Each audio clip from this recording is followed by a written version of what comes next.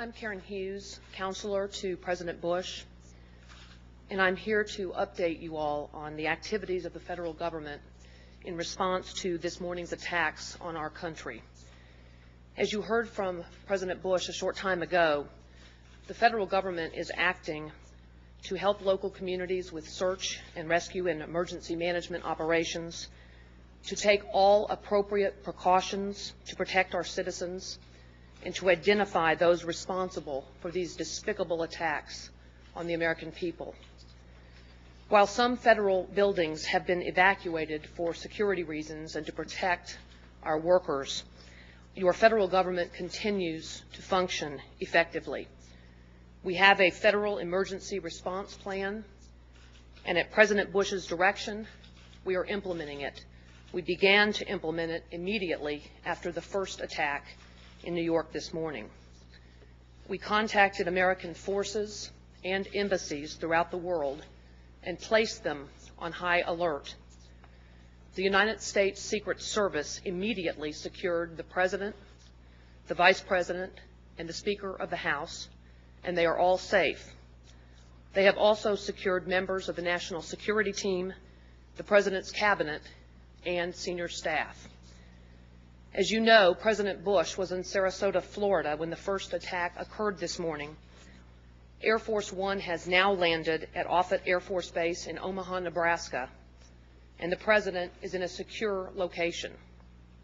He is in continuous communication with the Vice President and key members of his Cabinet and National Security Team. Vice President Cheney and our National Security Advisor, Condoleezza Rice, are in a secure facility at the White House.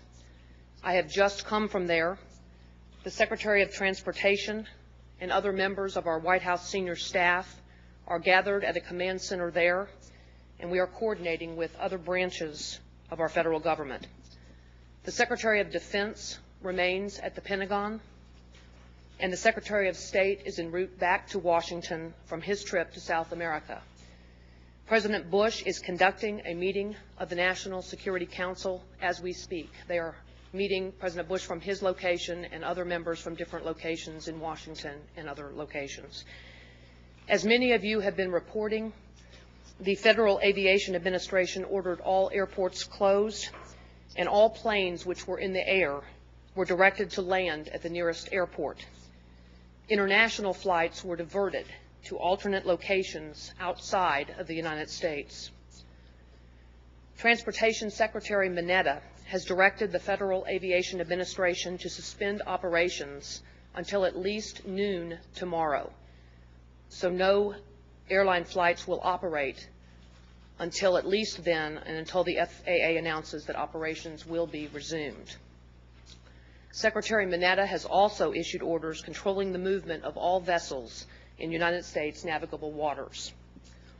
The Federal Emergency Management Agency has activated 8 urban search and rescue task forces in New York, and 4 of these highly trained teams are at work here in Washington at the Pentagon. Every federal agency has implemented continuity of operations plans to make sure the government continues to function effectively. While the markets closed today because of the situation in Manhattan, the United States financial system has continued to operate. Banks have been open all day. The Federal Reserve has operated regularly and continuously. The Department of Health and Human Services has mobilized medical personnel and supplies to provide help to local authorities who are working so diligently to respond and try to help the victims of these terrible attacks.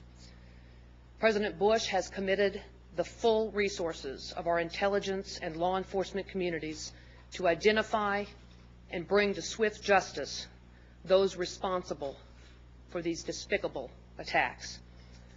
The Department of Justice is setting up a hotline for families who fear that their relatives may have been victims of one of these attacks, and we will be announcing that telephone number shortly.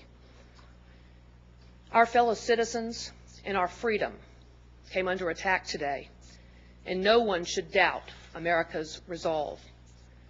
President Bush and all our country's leaders thank the many Americans who are helping with rescue and relief efforts.